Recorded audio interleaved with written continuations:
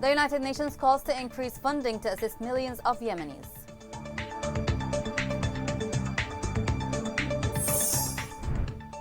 The U.S. Department of State says Houthis' military option isolates them further.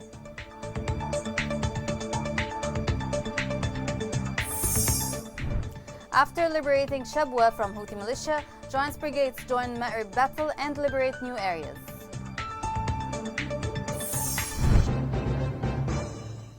Welcome to Yemen Today TV. This is the English news with me, Rana Swalim. The United Nations says it needs about $3.9 billion to help millions of people in Yemen. The UN Assistant Secretary General for Humanitarian Affairs, Ramesh Rajasingam, said that the biggest obstacle is finding funds to help about 16 million people in Yemen. He noted that funding has declined in recent years and that last year's response plan was only 58% funded. The UN official said that other core programs, including WASH, had to reduce or close operations due to lack of funding. We expect this year's aid operation to need roughly as much money as last year, or about $3.9 billion to help 16 million people. Nationwide assessments are underway now to provide evidence for the 2022 response plan. And I call on all donors to sustain and, if possible, to increase their support this year. To that end, the United Nations Assistant for Humanitarian Affairs accused the Houthi rebels of blocking relief operations in Yemen. He explained that obstacles still exist and the militia interfere in relief operations. The UN official reiterated his appeal for providing safe crossing for humanitarian workers, supplies, as well as commercial imports. Bureaucratic impediments persist and include significant delays in approving aid projects, issuing staff visas, facilitating movements, and importing necessary equipment is also harder than it should be.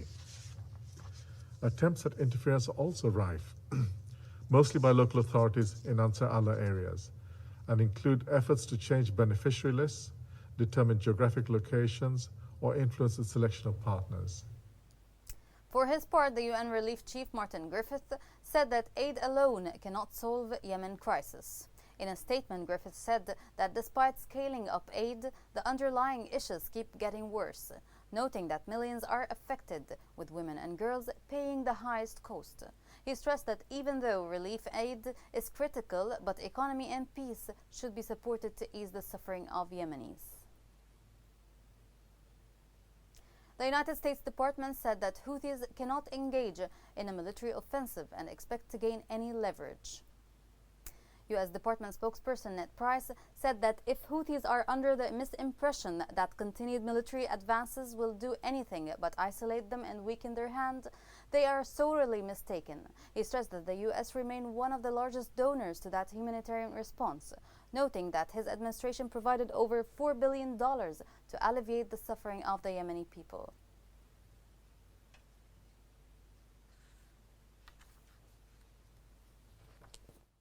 So if the Houthis are under the misimpression that continued military advances, continued military offensives will do anything but isolate them and weaken their hand, they are sorely mistaken.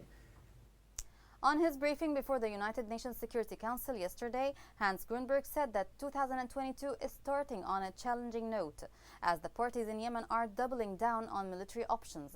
A clear example of that is the Houthi militia assault on Ma'rib and the renewed fighting in Shabwa.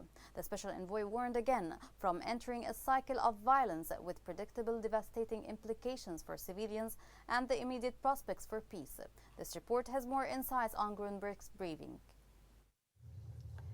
The military escalation in Yemen has displaced some 15,000 people over the past month, killed and injured more than 350 civilians, and left the worst humanitarian crisis nation facing growing hunger and economic collapse, with no political solution in sight, says the UN envoy to Yemen. The United Nations Special Envoy Hans Grunberg told the UN Security Council that in the 7th year of conflict, the warring parties seem to be seeking military victory, stressing that no solution could be found in battlefields. 7 years down the road of war, the prevailing belief of all warring sides seems to be that inflicting sufficient harm on the other will force them into submission. However, there is no sustainable long-term solution to be found on the battlefield. Therefore, I will continue to stress that warring parties can, should, and indeed must talk, even if they are not ready to put down their arms. The war in Yemen erupted in 2014 when Houthis took control of Sana'a. The conflict has since killed tens of thousands of civilians and fighters. This created the world's worst humanitarian crisis, leaving millions suffering from malnutrition and pushing the country to the brink of famine. The escalating battle for Ma'rib, where the Iran-aligned Houthis had advanced on the most districts bearing the main city and nearby hydrocarbon sites, dashed hopes for any imminent truce that the UN and United States have struggled to engineer. Hans Grundberg indicated that both sides are doubling down on military options and warned of devastating implications for civilians and immediate peace prospects. The military escalation I described in this council last month has accelerated as the parties are doubling down on military options. Elsewhere, airstrikes have increased not only on the front lines but also in Sana'a and Taiz, he said, while fighting continues in southern Hodeidah, where the country's main port is located, and attacks have increased on neighboring Saudi Arabia. Grundberg expressed concern that battles could intensify on the other fronts, pointing to the Houthis' recent seizure of a ship flying the United Arab Emirates flag. We appear to once more be entering an escalatory cycle with predictable, devastating implications for civilians and for the immediate prospects of peace. I am worried that battles could then intensify along other fronts.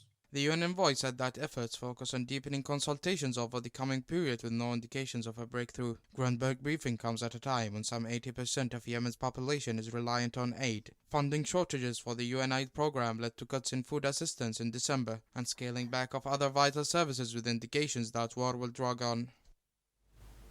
Turning to Ma'rib, Houthi rebels targeted civilian areas in the south of the governorate. Local sources said that the militia launched a missile targeting the residential area of Al Darb north of Harib. The missile shelling coincided with continuous artillery bombardment by the Houthi militia, which targeted many villages in the city. Houthi targeting resulted in casualties among civilians, in addition to causing damage to a number of homes.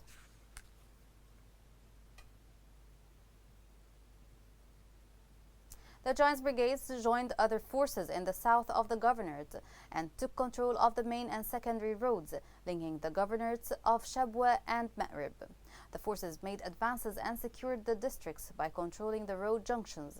The militia incurred heavy losses during the battles. The coalition said that Giants forces joined the government forces and started advancement on the northern Shabwa and southern Ma'rib fronts. Still in Ma'rib, the coalition announced the destruction of a helicopter transported by Houthis from Sana'a airport to the southern Ma'rib fronts. In a statement, the coalition indicated that it's monitoring movements of arms by the rebels to battle fronts, calling on the militia to seize these attempts. In Saada, government forces attacked fortifications of Houthi militia in Al Safra. Military sources reported that the forces raided Houthis' fortifications in Shaja Valley, inflicting heavy losses among them. To Hajjah, government forces found naval mines deployed by Houthi militia off the coast of the governorate. A military source said that naval found 8 mines and destroyed 5 of them. It pointed out that the naval teams continue to survey the field in search of the rest of the mines deployed by the militia that threaten international navigation. In Hodeidah, the United Nations mission announced the inspection of the UAE ship held by the Houthi militia in the port of Hodeidah Governorate and communicating with its crew from a distance. Ummaha said in a statement that its patrol conducted its weekly visit to Al Salif port and the surrounding areas and interacted with local citizens. The mission said the team inspected the UAE Rawabi ship from a distance and communicated with its crew members. Coming next, the World Youth Forum concludes processions in Sharm el-Sheikh today.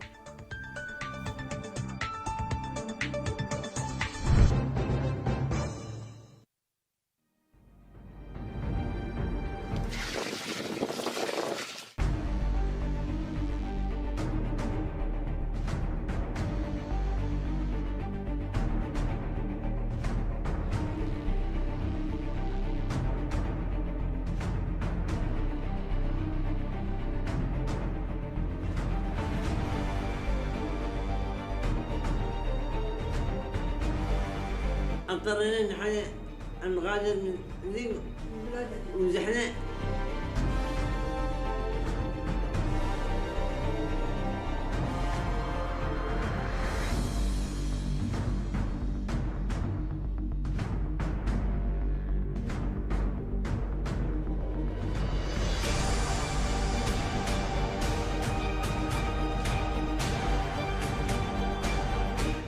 الله يستنقلكم يا محويتني، لا الله يستنقل.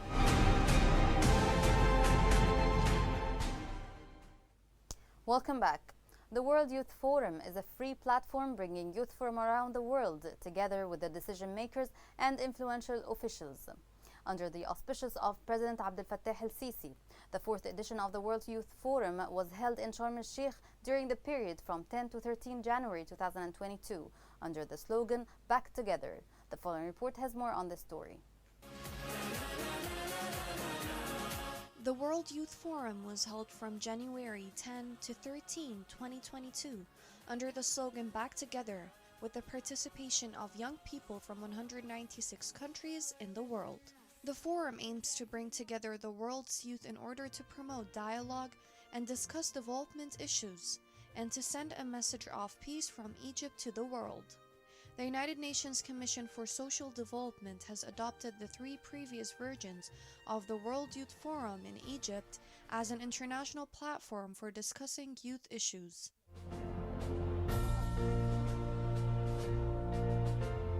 The forum management announced the agenda of the fourth edition, which included a number of important issues and topics that reflects the features of the new reality after the corona pandemic, which affected the lives of millions in countries around the world. Further, the agenda addressed various other issues, including discussion sessions on the future of energy, sustainable water security, global peace and security, and the reconstruction of post-conflict areas. The forum also focused on upholding human values by discussing art and creativity and building a safe and inclusive world for women. Yemeni Youth Voice was also present in this forum through Tariq al-Nu'mani. On the sidelines of the forum, he said the 7-year war turned from the happy Yemen to the worst area to live in the world, according to the United Nations reports. أنا قدمت من أرض سبأ وبلقيس. I came from the country of the ancestors of Shiva and Bilqis, the land of culture and history, the land of coffee and honey. Today, after 7 years of war, the country is destroyed. 4,000 schools have been shut down. Many children in Yemen are with no chance to get an education. 3.1 million children suffers from malnutrition. Everything beautiful in Yemen has been destroyed and productivity halted, and there are about 4 million displaced people. We call on Egypt to help and end the conflict in Yemen, to bring all Yemeni people together. عشان نقدر نتحرك. In order to help Yemen, the conflict must end first. It's not Egypt alone, but the entire world should do. Either the EU or the United Nations or even non-profit organizations which are willing to contribute in this regard. Conflict must end first. Before that, it would be hard to intervene. قبل كده هيبقى صعب. World Youth Forum is a huge event celebrated worldwide. It's a message of the youth to global leaders, which reminds them of the fact that youth are the true solid pillar of any nation progress. The Education Cannot Wait initiative announced the allocation of $1.7 million through the Norwegian Refugee Program to respond to the urgent needs in the field of education for nearly 5,500 students who are victims of the conflict in Yemen. According to a statement, the 18-month grant will improve access to displaced children and host communities in Marib and the western coastal regions of Yemen. The conflict, which has been going on for more than 7 years, also led to the destruction, damage, or use of more than 2,500 schools for non-educational purposes. The grant aims to rebuild and repair learning centers in Marib and the western coast of Yemen, in addition to providing immediate and sustainable psychosocial support for children and ensuring that they have access to quality educational materials. Mary's Meals is a Scottish charity which feeds hungry school children in the world's poorest countries. It announced that it has expanded aid to Yemen, the biggest humanitarian crisis in the world. According to the officials in the charity, the aim is to serve daily school meals and meet the immediate need of hungry school children, and more importantly, enable them to stay in education. The following report looks closely at what this initiative is about. A Scottish charity has started helping feed children in Yemen, one of the world's poorest countries and one which has been blighted by years of conflict and poverty. Mary's Meals, which was set up in an Argyle shed and now feeds hungry school children in some of the world's poorest countries. It is now working in the war-torn nation and is supporting thousands of youngsters every day when they go to school. Magnus McFarlane, the charity's founder, said, "Given that Yemen can be described as the biggest humanitarian crisis in the world, and so many children are suffering, we are delighted to begin serving our daily school meals there, meeting the immediate need of the hungry child and, crucially, at the same time enabling their education." We have this vision that every child in this world might at least eat one good meal every day in their place of education. And I know when we began this and we would say that that was our vision, people would look at us like we were a little crazy. I think it's much more crazy that any child in this world of plenty would go a day without at least one good meal when that's all it costs. In Yemen, the charity said it was now serving substantial and nutritious bread sandwiches, filled with various ingredients to suit local tastes, alongside fruit and vegetables to more than 4,000 children at 4 schools every school day. Mary's Meals, which also works in countries including Malawi, Haiti, Ethiopia, Syria, and South Sudan, said it hoped that the promise of a daily meal would attract children to the classroom, where they can receive an education that can in the future be their ladder out of poverty. Late last year, the charity announced donations made to the Mary's Meals would be doubled until January 31 as part of its Double the Love campaign, with up to £1.6 million available. McFarlane said, "Feeding children in Yemen is an important moment in our mission, but we are always thinking of the next child waiting for our nutritious meals." It is working with Yemen Aid to feed children in Mansoura district of Aden, a region that charity said was particularly vulnerable. Many people in Yemen had to flee their homes in search of safety since the conflict began more than 5 years ago, and the number of school-age children not in education has doubled, and many have to work to survive. To Aden, the university announced the resumption of the educational process starting Saturday, after about a month and a half of suspension of studies. A statement issued by the university called on deans to facilitate the smooth start of the teaching process. The university's suspension of the strike came despite failure of their demands to be met by the government. To Al Mahra, the 6th batch of oil grant provided by Saudi Arabia arrived to Nashtun port.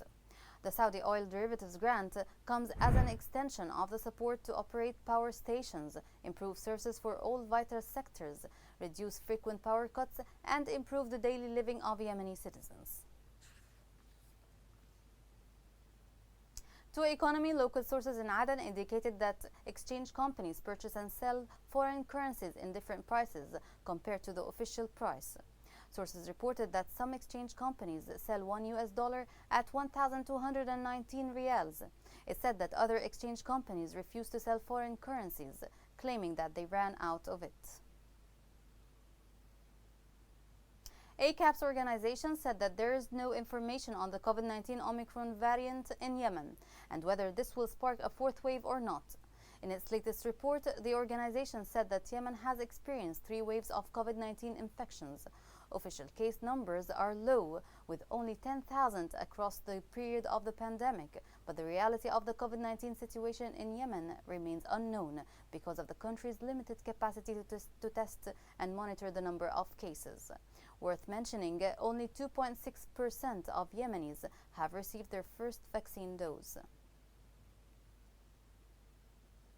Amid warnings from the outbreak of the 4th wave of the COVID-19, the National Committee Against Coronavirus recorded 43 new cases of the pandemic. Committee officials said no recovered cases were recorded and no death. With the current updates, the total confirmed cases are 10,176, including 1,987 deaths and 7,045 cases of recovery. Here's a reminder of the main headlines. The United Nations calls to increase funding to assist millions of Yemenis.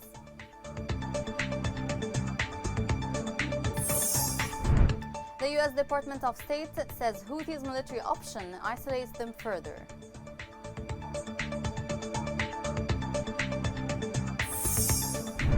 After liberating Shabwa from Houthi militia, joint brigades join Ma'rib battle and liberate new areas.